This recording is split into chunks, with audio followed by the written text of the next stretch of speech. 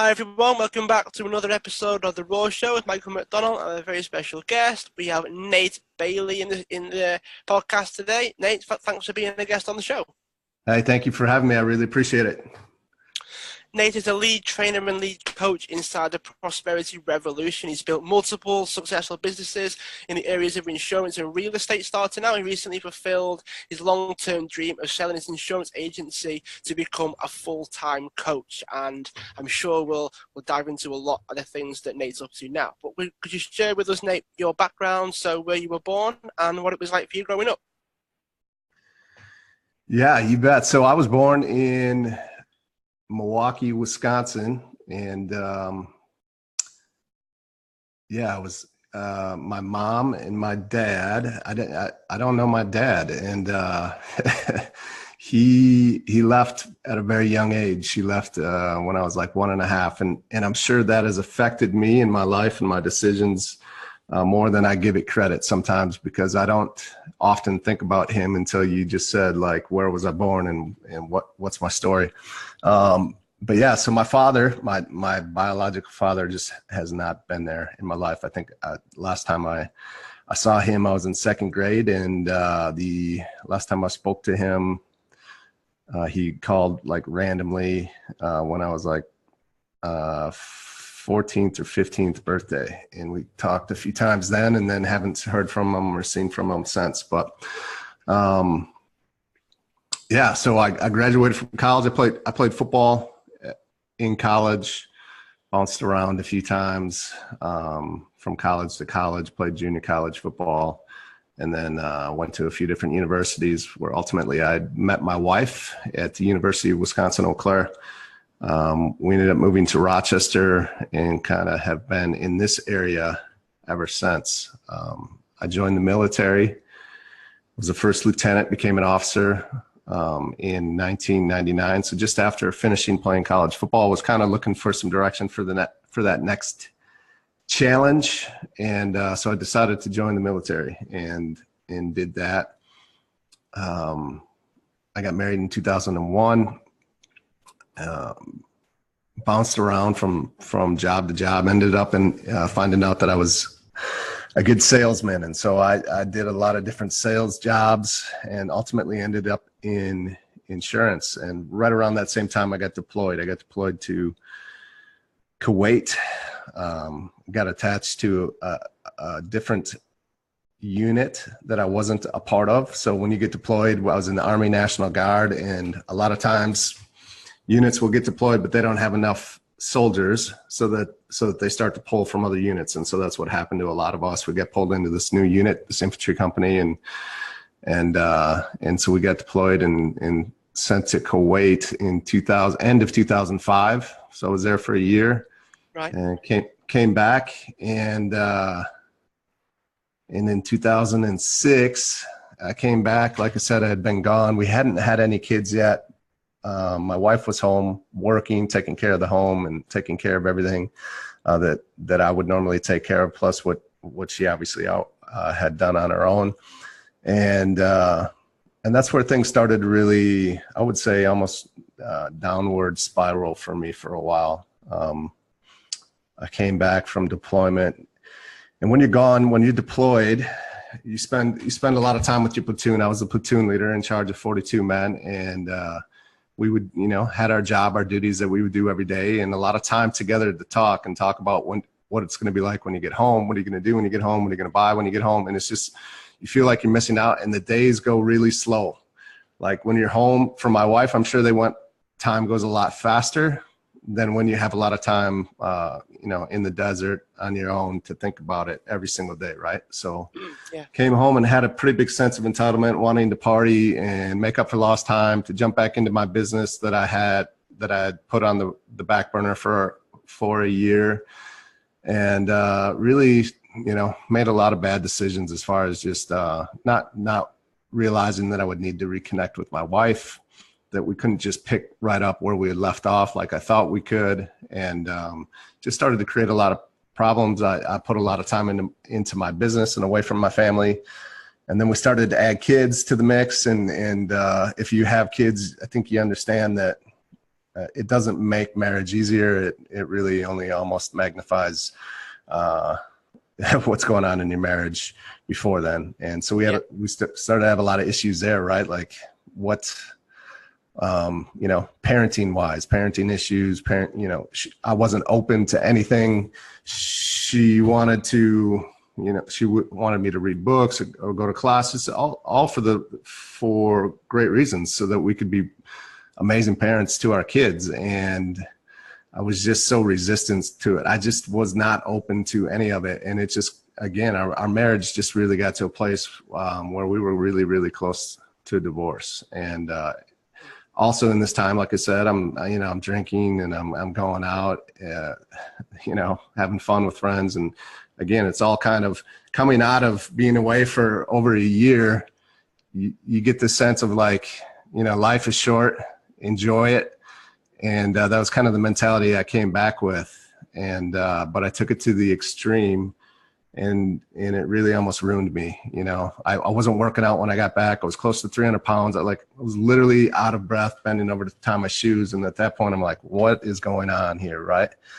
And so it was really all of that, and coming back and where I was at, and almost hitting this rock bottom, or just knowing that this is not what I want. Knowing that I want to choose, my wife and my marriage, and wanting to be there for my kids, and not wanting someone else to be a father for my children, and realizing that there's got to be a better way. That about 3 years ago, I decided to start to go to work on myself, and so that's kind of led me to where I'm at today. So it's a long story on me, and kind of where I've come from to where I am today.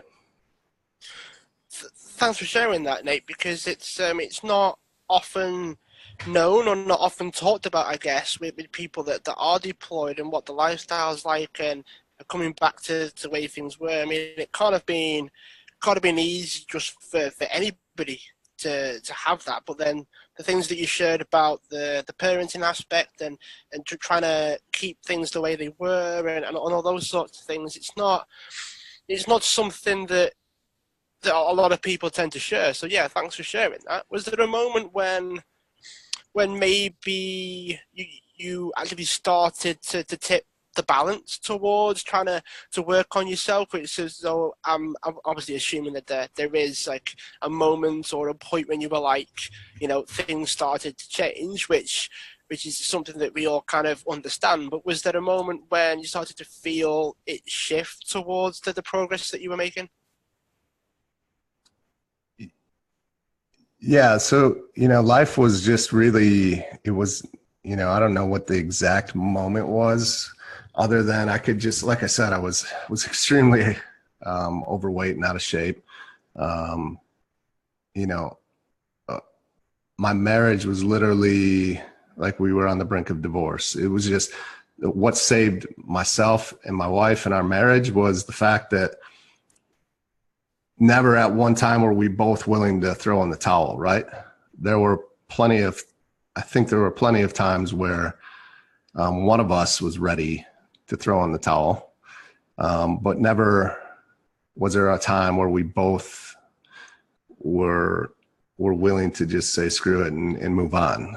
And and then I start to just look at my life and the businesses I have. At one point I had a CrossFit gym, and as well as a full-time insurance agency. And so I'm just justifying all the time that I'm spending away from my wife and my kids, and just realizing that I can't continue to live this way if I really truly want to get what I say that I want, and what I'm telling myself that I want is I want a great marriage. I want an amazing relationship with my wife, right? I don't think we get married with the thought of having this shitty marriage. You come in with the idea that, you truly want to be with this woman for the rest of your life. You want to have a great relationship. You want a best friend. You want to spend time together. You want to raise great kids together. And we were doing the exact opposite. We were just battling constantly, and I didn't want it. I didn't know what the answer was, but I knew that what I was doing wasn't getting me what I wanted, and I at least was smart enough to realize that I needed to change, that I didn't that I wasn't going to try and change anyone else. I wasn't going to try and change my wife. I wasn't going to try and change anyone else but myself, and focus on myself, and just know that if I do start to do things differently, consistently, intentionally over time, that I'm either going to start to create the life that I want, and not this perfect life, right? It's never perfect, and I realize that too, which is important. And just went to work on myself and continued to show up and do things, and I didn't get the responses that I had hoped for right away, right? Like, you start to do things, you'll make small changes, whether that's you go on the diet for a few weeks and you expect to have these amazing changes in your body, or you start to send your wife messages daily basis for a week or 2 weeks and you expect them to send a message back. And when that doesn't happen in this short-term period, the tendency for a lot of people is to say, screw it, it doesn't work. And I just didn't say screw it. I just continued to do it, knowing that it was the right thing to do. And slowly, I started to see some fruit, some results from these different actions that I was starting to take inside of my life in all areas to get me closer to where I wanted to be. Was there any practices that you felt tipped the balance the most? Was there anything that you actually felt more? Because there were some things that you might have tried that maybe you felt the benefits after the build up, maybe, like, after, like, you sort of build the momentum of the skill or the practice to the point where then you were able to benefit from it. Was there anything that maybe you felt the benefit a bit more of a shorter term basis? Yeah, it really all started with, getting clarity on what I wanted. And yeah, I started to see, obviously, drastic changes in myself. What I did to help me expedite it was I invested in myself. I went out and found people that were living like I was, and invested in coaching, which is now what I do, right, for a full-time living, as I coach, lead, train, speak others to create the life that they want, similar to the path that I was on 3 years ago.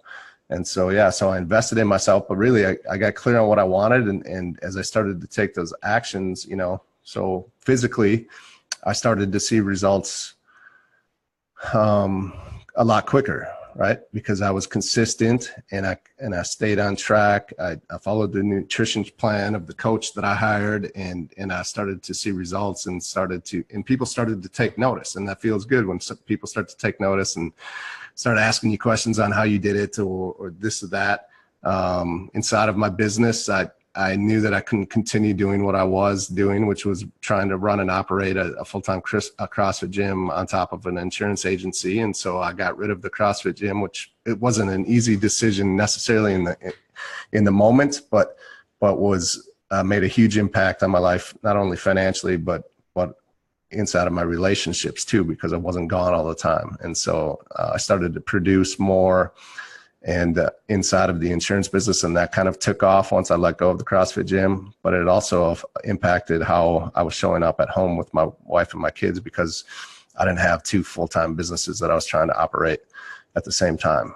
And so, yeah, I don't know if that answers the question, but. Yeah, it seems like there was a lot of things that you did, but it all does come down to investing in yourself and actually getting help from someone that's been there before and done it, and maybe is even living the life or having the business or the body or the dream that you want. How important would you say it was to model someone else's journey so that you can maybe achieve what they've got a little bit faster? It was a huge factor. It was because, it's just the realization that what I was doing, trying to do it on my own, I've always been a big reader and into personal development, but I was always the guy, right, that would collect all this information and never do anything about it. And so I was committed to changing. And so, yeah, it was finding those out there that had a system in place that I could just plug into and follow. And if I knew that if I did what they told me to do, that I would get results because I could see the results inside of their lives. And so yeah, it was it was huge. It catapulted me to where I wanted to go faster than I was going on my own. Really collapsed time. So it sounds like you just get there a lot faster then. Is it as easy as just copying their journey, but you obviously learn from their mistakes or learn from their experience as well? Is it as simple as copying them, or is there a bit more to it in terms of how your journey would look in comparison to those people? Well, I would say yes, it is that simple, but it's not that easy, right? Because it's that simple if you literally do. If you literally were to plug into the system and do exactly what you're supposed to do every day, right, to get what you want, it's like doing the required work necessary to get what you want. We talk about inside of our programs and about commitment and being committed. If you're truly committed to getting what you're going to get, you do what you say you're going to do. You do the required and necessary actions to get what you want, and you act decisively in spite of thoughts, feelings, emotions, and moods. And so it is really literally that simple. I just realized that it's not that easy because a lot of people have been programmed to not live that way for a long time. I programmed myself not to live that way. I would talk about what I wanted all day long, but yet I was never willing to do the work. And then, you have like Stephen Pressfield, right? He talks about the book, The War of Art, the resistance. Yeah. And that's those thoughts, feelings, emotions, and moods that pop up every single day that get in the way of us taking the action we know we need to take to do what we want. And so I still deal with that stuff today. I dealt with it the entire journey over the last 3.5 years. I was just so focused and clear on what I wanted and why it mattered to me that I was committed, that I do what I say I'm going to do, that I do what's required to get it, that I act on the days that I don't want to, don't feel like it. It's raining today. I have to go for a run. I told myself I was going to go for a run. I'm going to run. Like, it doesn't matter if it's raining or not. And I guess it's that mentality, and that's where people fall short. If they truly plug into the system to answer your question, yes, they're going to get the results that they desire. The problem is not everybody's committed at a level 10 to what they truly want. And so a lot of people sit and talk about what they want all day long for years and years and years until finally they look back and they're like, holy shit, 2/3 of my life is over and I never actually did what was required to get what I wanted.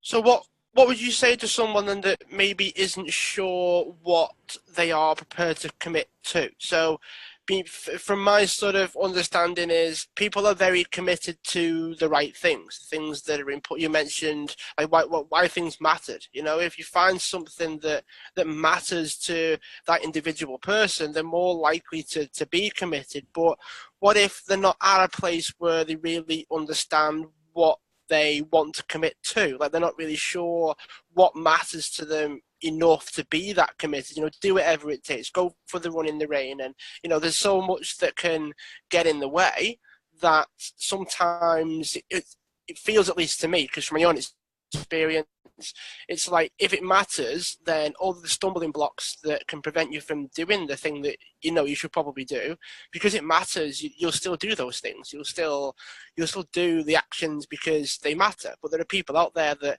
haven't got that because they've not quite found what matters to them. So what would you say to those people?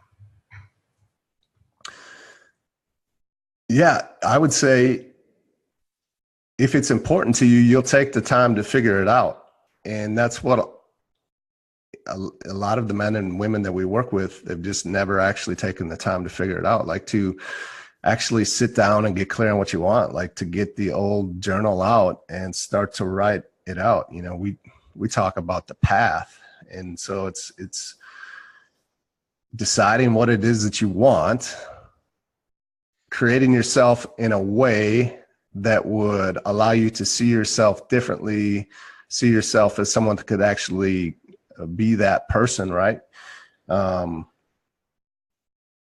I trained for this event, it's called SEAL Fit Kokoro, and it's ran by retired and active duty Navy SEALs, and they model it after Hell Week. And if you're not familiar with what Hell Week is to become a Navy SEAL, they go through this week called Hell Week, which is basically they put them through the ringer physically, emotionally, mentally for a week straight with no sleep. I believe they get like 45 minutes of sleep, and it's literally a living hell. And that's the reason they call it Hell Week. And they're trying to weed out the weak. They want the elite of the elite of the elite that become Navy SEALs. And so there's this program called SEAL Fit Kokoro where it's modeled after that, but it's only 2 days. So it's 52 plus hours, no sleep. And when I signed up, I was 275 pounds. I knew there was no way in heck that I was going to show up at 275 pounds and make it through this. The standards that were required that they set physically for you to even earn the right to see if you can finish and see if you have what it takes to complete this 52-hour event are high. And at 275 pounds, I was not going to be able to do that. So I had to create myself, like, who do I have to become? I knew that I'd have to lose a bunch of weight. I knew that I'd have to, run X amount and do, push-ups and pull-ups, and just create this entire plan for myself for what we call the path. Create the path to get me from where I am to where I want to be. And along that path, you create yourself powerfully into the person you need to become to be successful. You get clear on what you want, why it matters. So yeah, that holy cause that we call it, this reason so deep rooted inside of us that no matter what, we are going to do what's required because we have this holy cause. For me, I'm going to lead by example for my kids, because I know that if I don't lead them and show them what it's like to set big goals and then to actually do the work required to accomplish it, that someone else is going to set that example for them. And as a father, I'm not going to approve of this person, right? They're going to take lead from someone in their life. I prefer it to be me. And so I just take you down this path. You create this, what you want and why it matters. And then you define what's required. You actually list out, what would I take? What would I have to do to accomplish this? And for me, inside of Kokoro, was I hire a nutritionist, lose 45 pounds, run a half marathon in my training, hike X amount of miles with a 40-pound pack on my back. And, every day do body weight drills and bear crawls and sandbag drills and all of this and what's required. So, all right, this is what's required. Now it's decision time. Am I willing to do what's required or not? And that's the moment right there. Are you willing to do everything that you just defined or not? If you're not, you got to go back to the beginning and start over. And if you are, you do what we talked about inside of commitment. You commit and then you complete. You don't stop until you're finished. You don't stop. You just keep going. You keep showing up. You keep sending the messages to your wife, even though she's not giving you any response for months and months on time, because I dug such a big hole for myself in the beginning. But I'm not going to stop because I'm committed to the relationships, to the marriage that I truly want.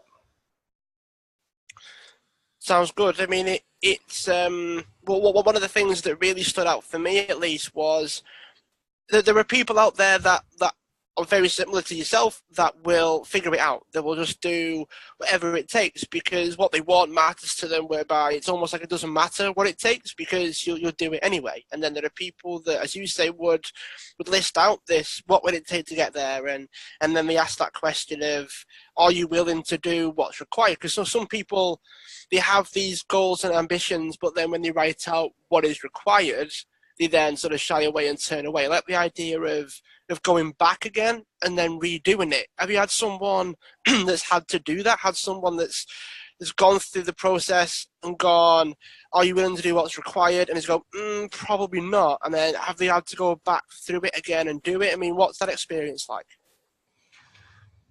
Yeah, absolutely. I think we all probably know someone where there's just been something in their life that's happened, right? Maybe it was loss of a loved one. Maybe it was just finally getting to a point where you're sick and tired of not being able to pay your bills and collectors like knocking on your door or calling you at all moments of the day, have a negative balance in your bank account, or you get cancer, or someone close to you gets cancer, or whatever it is. There's just something that happens to where it makes this huge shift for you. And for a lot of people, it could be physically, like they're just tired of being overweight, or, having aches and pains or whatever it is. And so a shift happens, and they're just like, nothing's going to stop them from changing their lives, from changing their body. Or maybe it's, nothing's going to stop them from going and never having to worry about whether they can put food on the table for their kids again. And so they have this, they don't know what it is, but really what they have is just this huge holy cause that's been created for themselves to get them to go out and do it. So I think we've all been there, in one area of our life or another at some point in time. But it's to get to the point where you are doing that in all areas of life consistently. And so, yeah, we've had plenty of men and women that have come through our program. We run them through the path. They define everything that's required, and they realize that they don't really want to do that. But what normally happens is they'll lie to themselves when they're doing the process and say, yep, I can do that. And then they get into it. They're a month into it. They're 2 months into it. And we start to ask them, hey, what's up? What's going on? We listed all this out. You said you're going to do it. Where's the progress? How are you doing?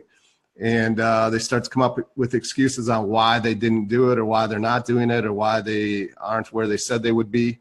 And it's really at that moment for many where they realize that it just wasn't important enough for them to change. It's not important. It doesn't hurt enough for them to do what was required to get what they actually wanted. And so it's usually not right away in the moment when they're going through the process, because they're not willing to be truthful enough with themselves to say that, they're not willing to do that.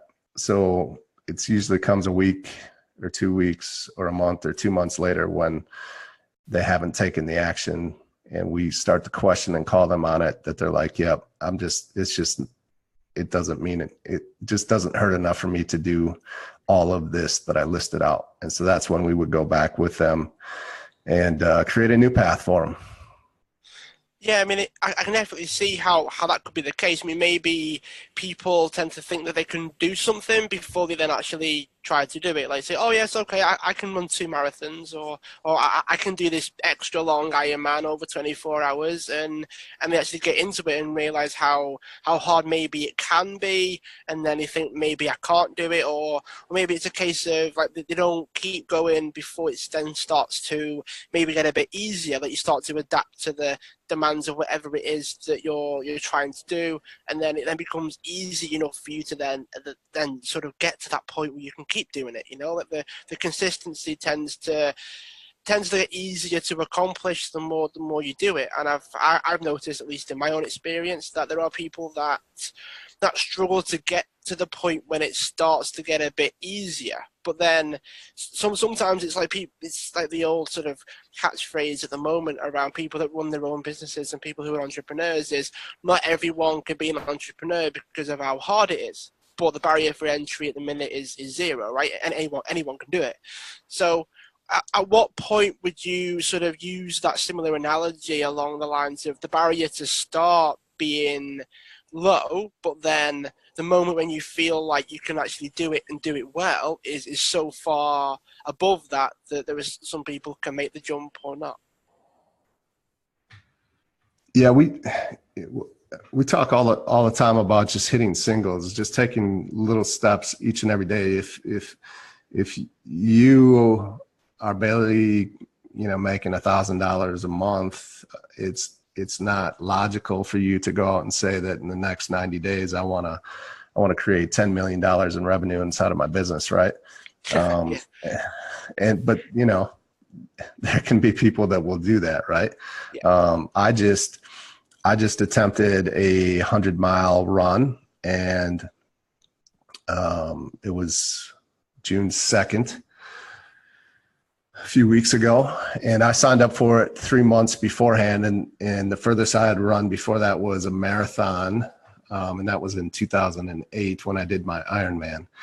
And And so it was aggressive, really aggressive. But I also had been showing up a certain way for a few years now to where, I wanted to give it a go. And I fell short. I fell short more because of lack of preparation and not paying attention to the details inside of, I missed a cutoff time by a few minutes. And I missed the cutoff time because we thought we thought we had more time than we really did. And I was taking my time trying to conserve energy so that I could complete the 100 miles. And I got cut off at mile 63. And it was because I wasn't prepared. I didn't know what the cutoff time was. And also, had I been in better shape, like been able to run a little bit faster throughout those first 63 miles, it wouldn't have been an issue. So it was a few things, right? It was me kind of biting off a little bit more than I could chew in a 3 month time to get ready for it. And also not being prepared just from, like, the information was there, it was available. It's not like they were hiding what the cutoff times were. We just weren't prepared and didn't know what that was. And so, details matter. And that when you go back to the path, being as specific and detailed as possible is going to set you up for success. And then also it's like, it was aggressive. It was going to take a lot of things falling in line for me to hit 100 miles. And because the furthest I had ever ran before that was 26. So yeah, it kind of goes back to that, like wanting to do these big, great, exciting things without laying the foundation beforehand can end in the result that I got just a few weeks ago, more times than not. And so, yeah, so it's hitting singles, just taking small steps every single day and just continuing to get little progress stacked on top of each other. And before you know it, you look back and you've come a long ways, just taking small steps every day.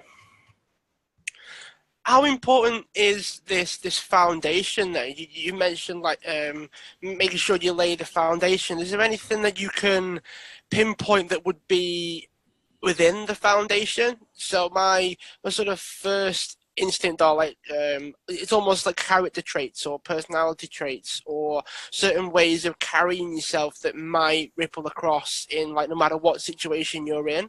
That's how I would sort of see as a foundation, but I could be wrong on that, obviously. So how would you look at the foundational things that has helped you? Yeah, I look at the foundational things as kind of like your daily routine, right? Do you have a daily routine or do you not? And a lot of people go through life and just kind of wake up and roll out of bed, a few minutes before they have to leave the door, and they head out, they go into their day, and it's just all reaction mode. I think you build a great solid foundation by being intentional and proactive inside of your life, by having daily rituals and routines inside of your day that you do every single day to help you get these small little wins that I was just talking about. And the more you do that, the more consistent you are, the more solid your foundation and your base is going to be, so that you can go out and accomplish these great big things over time. But we don't do them all at once, right? You don't eat the elephant in one bite, as they say. You eat it one bite at a time. And so, yeah, but it's showing up consistently daily, every single day over a long period of time. And I'm to the point where it's just a part of who I am. It's not this, I'm going to do this for 6 months and then I'll be good for the rest of my life. It's just a part of who I am forever. I quite like it when you say it eventually becomes a part of who you are. That seems to be something that's at least becoming increasingly popular anyway. Like, it just becomes a part of you as opposed to something that you do. Is there something that you could maybe talk to us along those lines? Like how the things that you've learned from being in the army and sort of moving forwards from there, is there anything that you could maybe think about when it comes to something that maybe was difficult for you, but then because you were consistent, because it was important to you, because you focused on those little steps every day, that it did just become a part of who you were? Yeah. So when I was deployed in the Army is a great example. I mean, it was all about routine. Like our day, I don't know if, there's a movie over here called Groundhog's Day, and where it was just the same day over. He woke up and he was just in the same day every day. And that's really how it was for us in Kuwait when we were deployed. And so, we went to work and came back from work every single day, the same time. We had the routine to come back and talk to our family, go get something to eat. We'd go work out.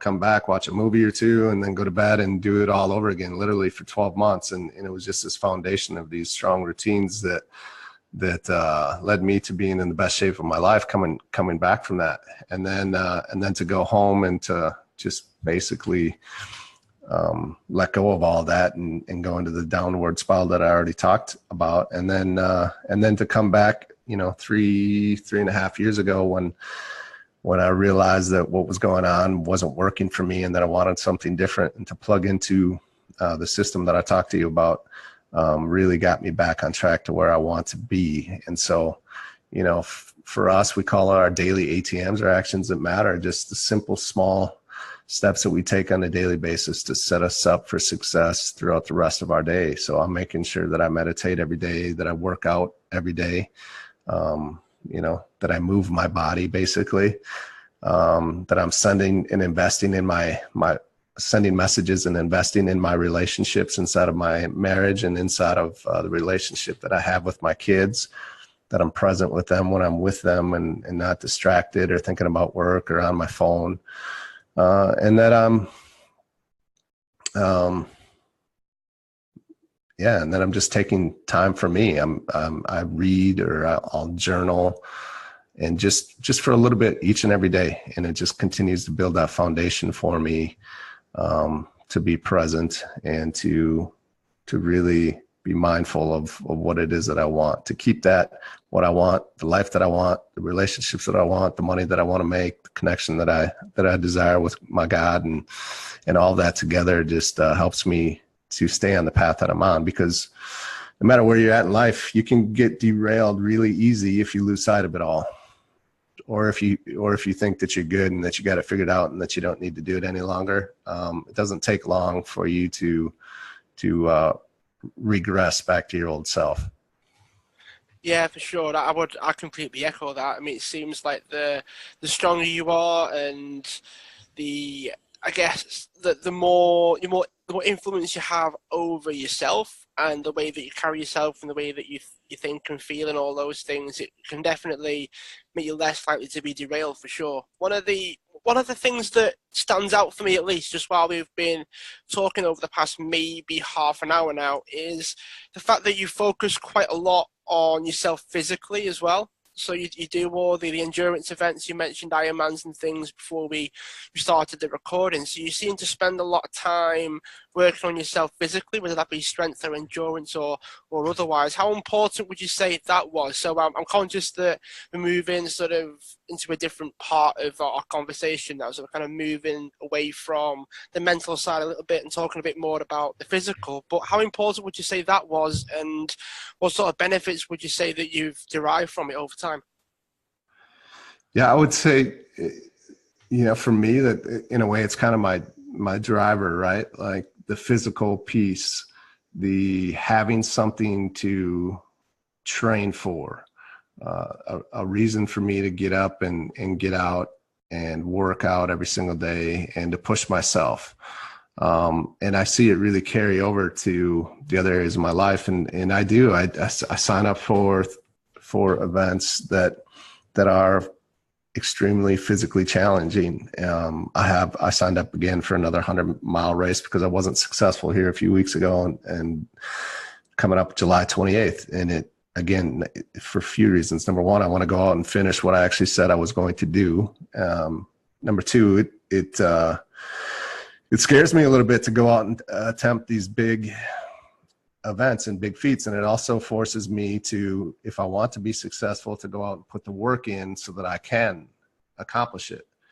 And so through doing this, if I still want to have the relationships that I desire with my wife and my kids, and I still want to be successful in what I do inside of my business, I need to be very disciplined in when I'm going to get my training in, because I don't want it to take time and energy away from the other areas as well. And so by continually going after these big physical events or experiences requires me to do a lot of work, but it also requires me to be detailed and intentional in when I'm going to do it, because, you know, I'm training a few hours a day at a minimum, you know, to train for a 100-mile run, or to train for something like a Coral, or, you know, when you talk about training for an Ironman, which I did that in 2008, you know, there are guys that train 3, 4, 5 hours a day when they're training hardcore inside of Ironman training. And so, yeah, so I continue to do those things because, and it also, you know, to push yourself physically, there's so many lessons that are learned that apply to all of the areas of our life. And so I just take all of those experiences and those lessons that I get inside of the physical realm of my body and my fitness and my nutrition. And there's a ton of carryover to the other areas for me. And so that's the reason I enjoy doing that. And it feels good to accomplish these feats, if you will, or these experiences. Let's not kid ourselves. Like, it feels good to finish a 100-mile run and be like, wow, I just did that. Like, because there was a time in my life not that long ago where I thought 2 or 3 miles was a physical feat. And it is for a lot of people. You just have to start where you are. Like, I don't compare myself to anyone else but myself. Like, I'm competing against myself and trying to get a little bit better.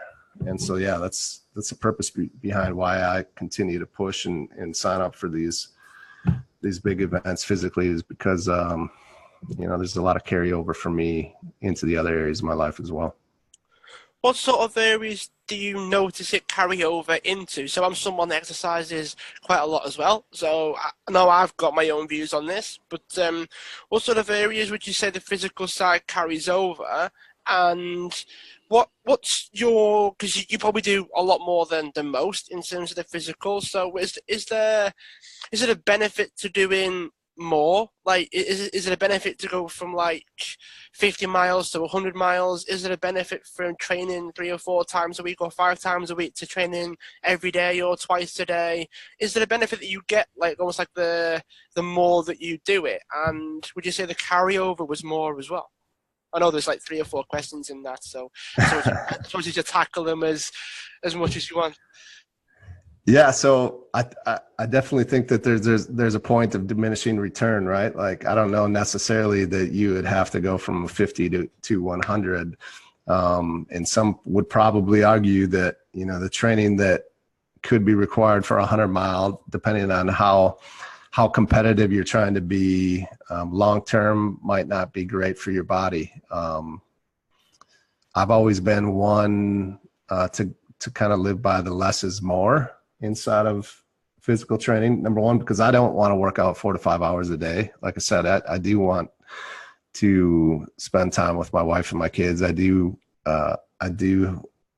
want to be good at what it is that I do inside of my business, and not take from that as well as a coach and leading others and helping them to get to where they want to go. And so I always listen to my body, number one, and I probably take more rest than most, especially inside of training for these types of events. And the mental aspect of it is where I seem to thrive as well. And so when I'm out training,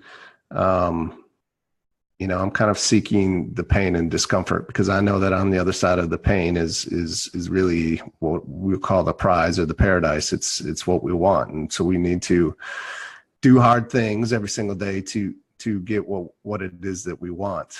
And, you know, it gives me a lot of time on my own when I'm running out for 2, 3, 4, 5 hours, 6 hours on some of the longer run days that we'll do.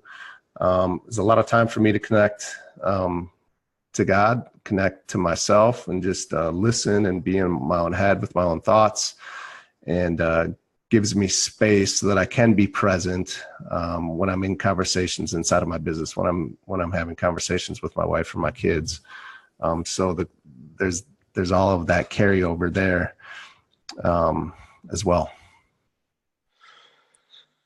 So you're saying that there's almost a point where you can do too much and you end up with this diminishing return. How far would you say that goes in terms of the business side? I'm conscious of the time, so we could probably go on for a lot longer than this. But would you say that there was like a perfect amount of actions or a perfect amount of commitment or consistency? Is it just a case of monitoring yourself enough so that you're aware of what your limitations are before you then find out what your sweet spot is, or is it a bit more to it?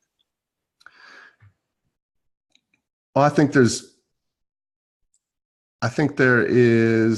there's like a minimum required, right? There's always going to be this minimum required. It's going to be different for everyone, but it's going to be pretty similar too. And again, depending on how aggressive you're trying to be, how competitive you're trying to be, like I'm not trying to win 100-mile races. I'm just trying to finish at this point or finish Right. comfortably. But at the same time, yeah, there's a minimum amount I know that I need to do. I need to be out running really at a minimum, at least for an hour a day.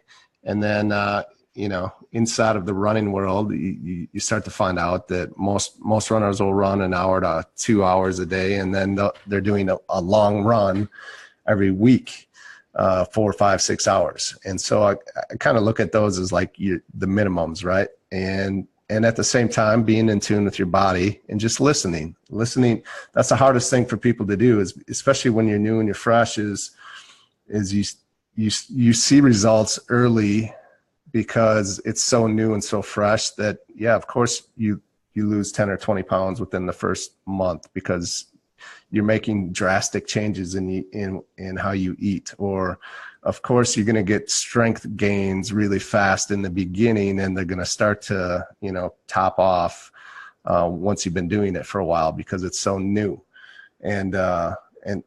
But yet they might push themselves too hard, or the CrossFitter that starts 2 or 3 days a week and then falls in love with it, and all of a sudden he's showing up to the gym every single day, coming off the couch playing video games and eating potato chips, not listening to his body, and then 2 months later he's hurt and has to sit out for 6 months, and maybe he never comes back to the gym because he was so motivated to get in there because of some of the results that he saw, but he ignored the signs of his body telling him to slow down a little bit.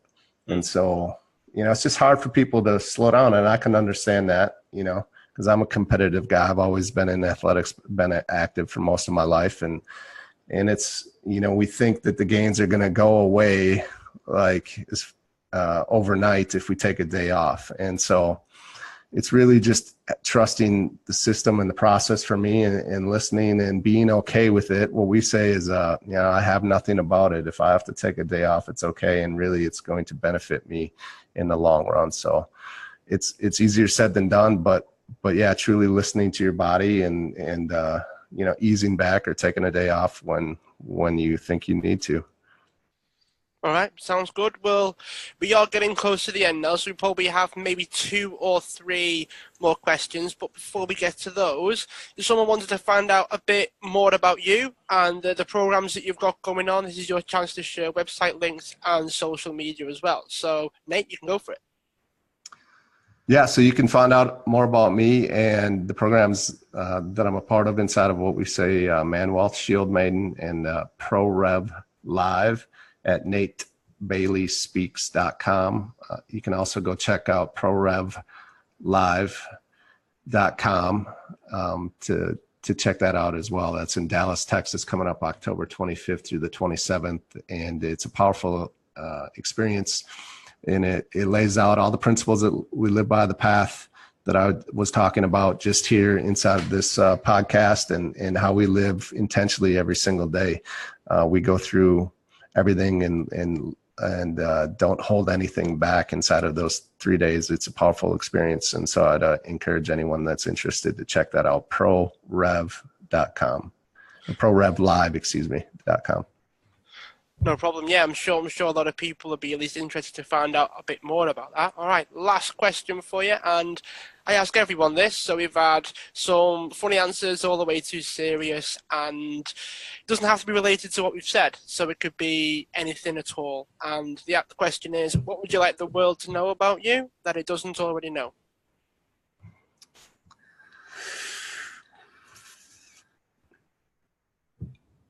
Oh, wow. That's a good question. um, yeah, the biggest thing for me, I don't know, nothing earth shattering or newsworthy here, is just that I live what I teach, and I just want others to go out and do the same and create the life for themselves that they want. And it's not easy. And so just know that if you can take simple steps every single day, it is truly possible, and to just go out and live it, just like I do. That's the biggest thing. That's the secret to my success. I'm just too stubborn to quit. And so I just keep moving every single day. And so that's the secret to my success or results that I have in my life, if you will. Well, that's a very, very good way to end. Nate, thanks for being a guest on the show. And for listeners, make sure you share this out. Make sure you subscribe so that you don't miss out on any of the future guests. Nate, thanks again for being a guest, and I'm sure we'll keep in touch. Thank you. I appreciate it.